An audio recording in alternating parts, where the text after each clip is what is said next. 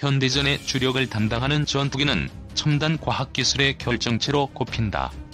최고 수준의 항법, 항공전자, 무장 관련 하드웨어와 소프트웨어가 총동원돼야 하기 때문이다. 실내로 현존 최강의 전투기로 평가되는 F-22 스텔스기에는 슈퍼파워 미국의 최첨단 기술력의 정수가 고스란히 응축돼 있다. 러시아, 중국, 유럽 선진국의 전투기들도 사정은 마찬가지다. 그래서 전투기 개발 경쟁은 총합적 국력의 각축장이자 미래 군사력의 판도를 가늠하는 바로미터로 평가되기도 한다.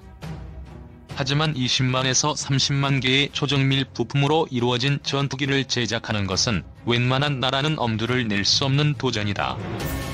최소 10년 이상 수조 내지는 수십조 원에 달하는 천문학적인 예산 투자를 비롯해 국가적 역량을 쏟아부어야 성공 확률을 높일 수 있다. 미국도 갖은 시행착오를 겪으며 20년 넘게 수백억 달러를 투입한 끝에 F-22를 개발할 수 있었다. 예산과 기술적 한계로 중도에 포기하거나 완성된 전투기가 기대에 못 미쳐 애물단지로 전락하는 사례도 적지 않다. 세계적 수준의 전투기 개발국이 손가락에 꼽힐 정도라는 현실이 높은 장벽을 실감케 한다. 우리나라가 그 장벽을 뛰어넘기 위한 도약대에 올랐다. 지난달 한국형 전투기의 시험용 전투기가 최종 조립을 시작한 것이다. 2001년 3월 김대중 대통령이 공사 졸업식에서 최신의 국산 전투기 개발을 공언한 지는 20년 만의 결실이다. 내년 상반기에 시제기가 완성되면 5년간 수백 차례의 지상, 비행시험을 거쳐 2026년까지 KF-X 전력화를 끝내는 것이 목표다. 이후 120여 대가 순차적으로 양산돼 영공수호에 나서게 된다. 총 사업비는 개발비를 포함해 총 18조 6천억 원에 달한다. 무기 획득 사업으로는 단군 이래 최대 규모다. KF-X의 개발 사업은 고비의 연속이었다. 사업 초기부터 무모한 도전이다, 막대한 예산만 낭비할 것이라는 비판이 팽배했다. 정권과 평가기관에 따라 사업 타당성에 대한 판단이 뒤바뀌면서 최종 착수 결정을 내리기까지 10년이 넘게 걸렸다.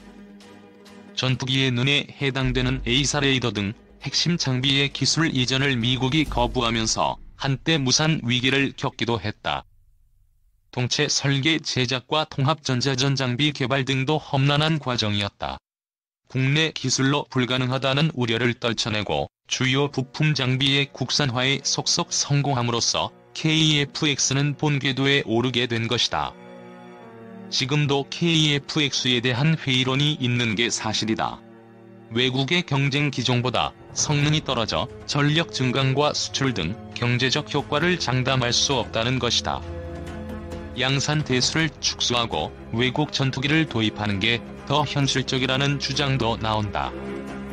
하지만 KF-X 개발이 국익 차원에서 일거다득이라고 필자는 본다.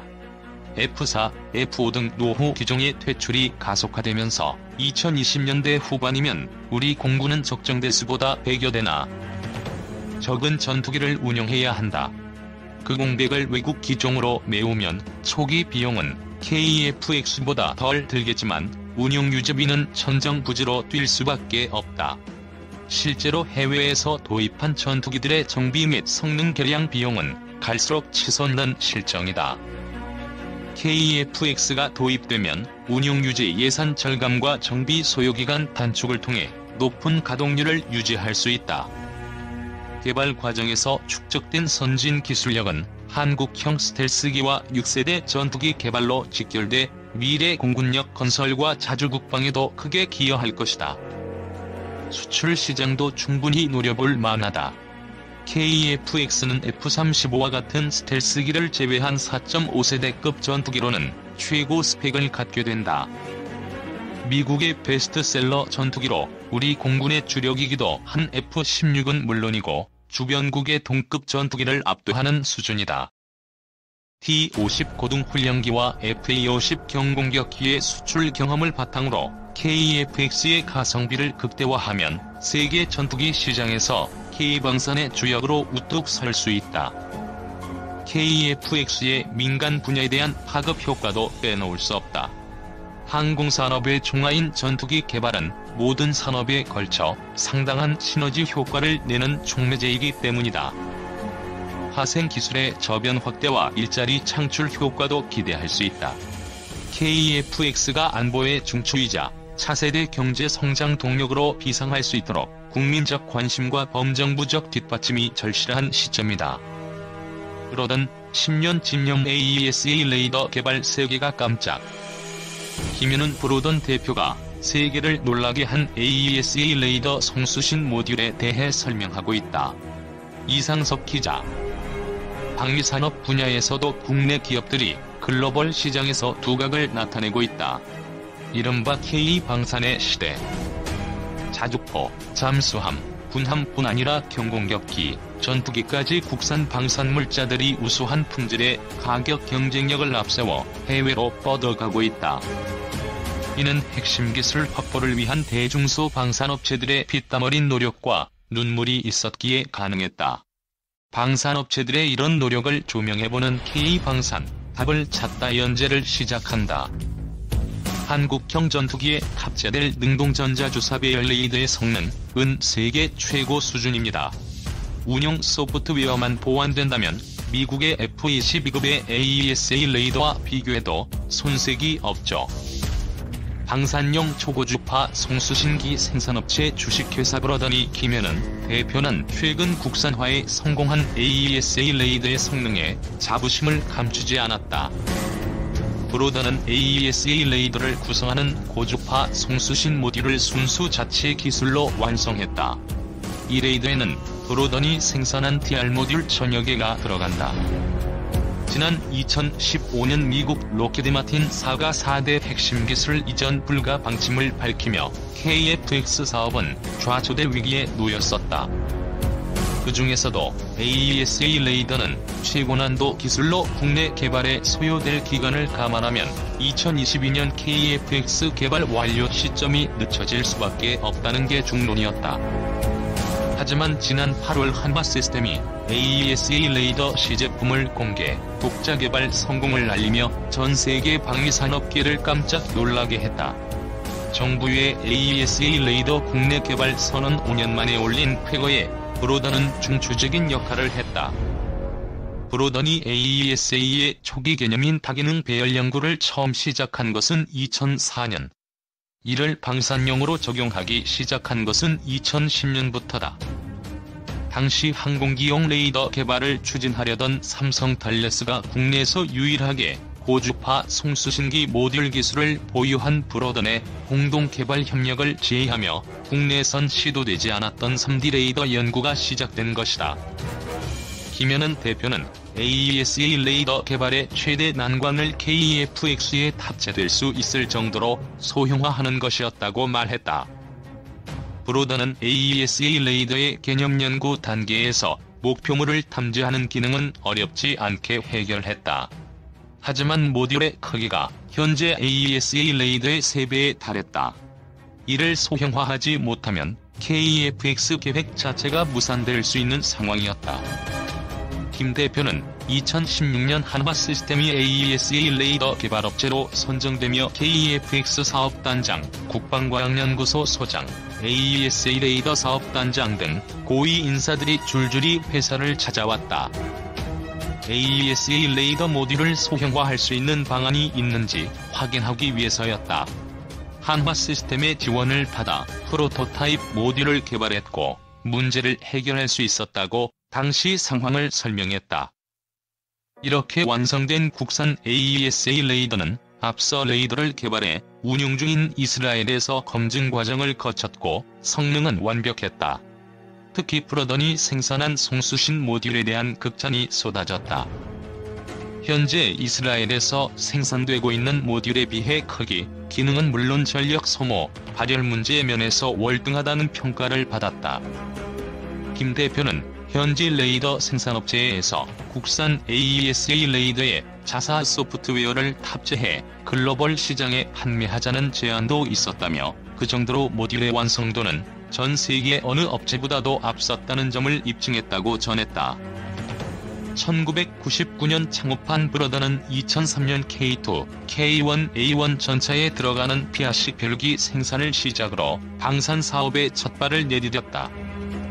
단거리 지대공 미사일 천마의 탐지, 추적 레이더용 송신기, 장거리 탄도 미사일, 항공기 요격체계 레이더의 수신기 모듈, 한국형 자기 구축함에 탑재될 다기능 레이더 송수신 모듈 등이 모두 브로더니 작품이다.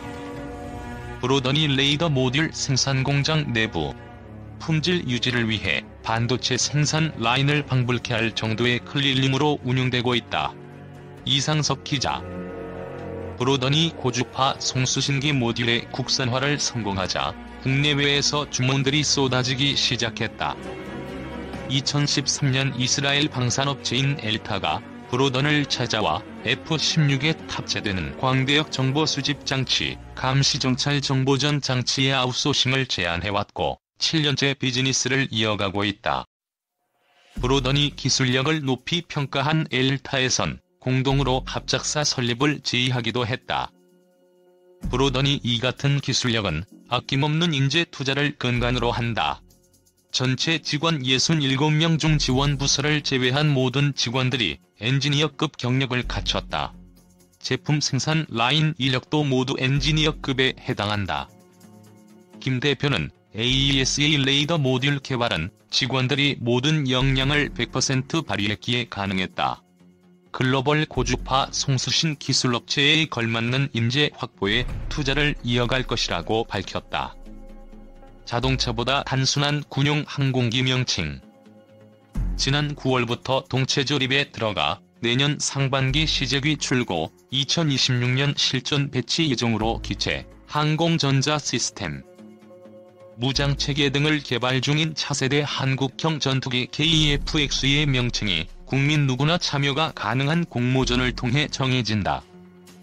KF-X의 운용 주체인 공군은 10월 1일부터 오는 30일까지 한국형 전투기 KF-X 명칭 공모전을 통해 공모된 작품 중에 명칭의 상징성, 호칭 용이성, 의미부여 등을 고려하여 심사해 공식 명칭으로 사용할 계획이다.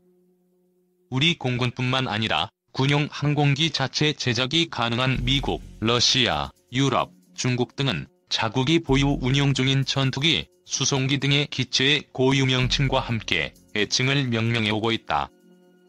군용 항공기의 명칭은 위에 언급한 국가별로 차이는 있으나 기본적으로 임무에 따라 알파벳 고유 인부보호가 부여되어 전투기, 폭격기, 수송기, 초계기, 정찰기 등으로 구분되며 고유 임무보호 뒤에는 일련 번호와 애칭이 붙는다. 우리에게 익숙한 미국산 군용 항공기의 경우 탱크 킬러로 불리는 공격기 A-10 썬더볼트의 A는 어택, 폭격기 B-2 스피릿, B-29의 B는 바머, 병력과 화물 수송에 만능 일군 C-130 슈퍼 허큘리스 수송기의 C는 카고, 스텔스 전투기도 맞대결을 꺼려하는 전자전개인 EA-18G 그라울러, E-737 피스 I. 고유 인보 부호와 일련 번호 뒤에 붙는 알파벳은 성능 개량 번호로서 알파벳이 뒤로 갈수록 그 성능이 업그레이드된 신형 모델이다. 보잉의 F-15 시리즈를 예를 들면 F-15A-B, F-15C-D보다 F-15E가 기체 성능이 업그레이드된 모델이며 이를 베이스로 제작된 F-15K, F-15SE, F-15SA, F-15QA 등은 대한민국, 싱가포르, 사우디아라비아, 카타르 등에 수출된 모델명이다. 과거부터 오늘날까지 오랜 세월 동안 국방 분야에서 미국과 라이벌인 러시아의 경우 미그-19, 미그-29, 미그-31, Su-31, Su-35, Su-57, Tu-160, IL-78과 같은 러시아 항공우주군의 항공기들 앞에 붙는 미그, 수호이, 투폴레프, 일료시는 러시아 항공기 제작사들이다. 에어버스 디펜스와 다스항공 등에서 제작되어 영국, 독일, 프랑스, 스페인, 이탈리아 등 유럽 각국에서 운용 중인 유로파이터 타이푼, 라팔, 미라주 2000, A400M, A330MRTT 등과 같은 유럽산 군용 항공기들의 명칭은 미국과 러시아와 또 다른 스타일의 명칭을 가지고 있다. T-50을 거쳐 순수 우리 기술로 기획, 설계, 제작되는 차세대 한국형 전투기의 공식 명칭에 대한 기대감이 큰 가운데 우리 공군이 보유 및 운용 중 가운데 F-15K, KF-16, KT-1, KT-100, KA-1, KC-330 시그너스 등과 같이 해외 도입 기체들과 KF-X의 K는 코리아를 뜻한다.